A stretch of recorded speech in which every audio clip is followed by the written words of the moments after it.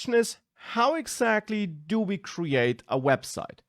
If we recall this slide from earlier, then it seems like there is a server involved, right? That is where we store our website. Whatever that website thing then actually is, it seems to be that HTML, JavaScript, and CSS code, right?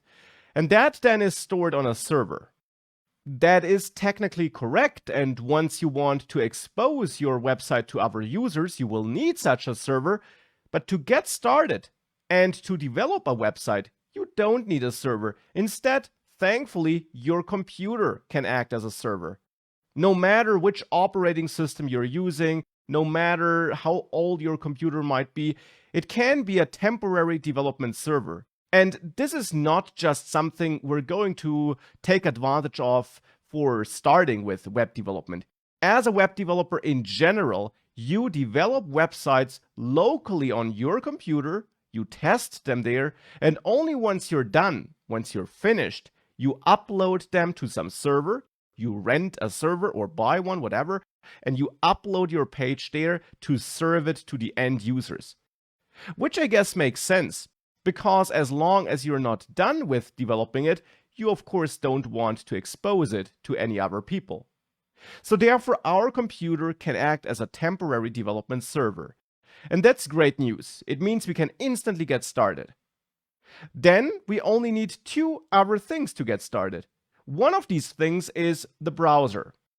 We need a browser because a browser in the end receives those instructions, parses them, evaluates them, and executes them, and then does something based on the instructions.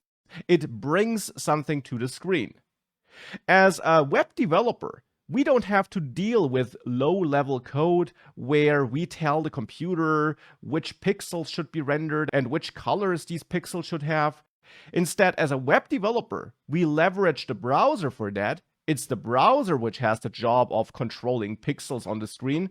We just provide those instructions about which I have talked a lot to the browser. And therefore, to start developing, we need a browser so that we can write instructions and test them there.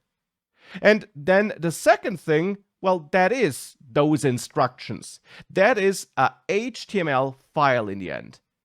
Because as a web developer, you in a nutshell produce HTML files, and it's such a HTML file which then of course contains HTML code, but which also can contain or load CSS and JavaScript code. So those three fundamental languages, they in the end are all written in one HTML file, you could say. And therefore we really only need these two things to get started. Now when it comes to the browser, you can use any browser you want. Any browser works, but my recommendation is that you either use the Google Chrome browser or you use the Firefox browser. Of course, there are other browsers as well, but these two browsers are particularly great for web development. They have a lot of built-in tools and really sophisticated developer tools, which we can leverage to develop websites with ease. So my recommendation is that you pick up one of these two browsers. We will be using Chrome in this course, but either of the two browsers work. To follow along as smoothly as possible, you of course might want to use Chrome, because then all the tools in the browser will work for you as they do for us in the videos. But either of the two works. Now for that HTML file, you could think that you need to install extra software to create such files or anything like that, but thankfully that's all not the case.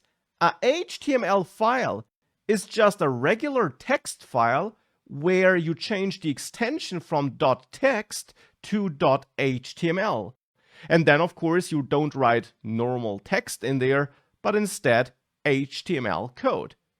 So to sum it up, the only thing you need is a browser. That's the only extra tool you need to install.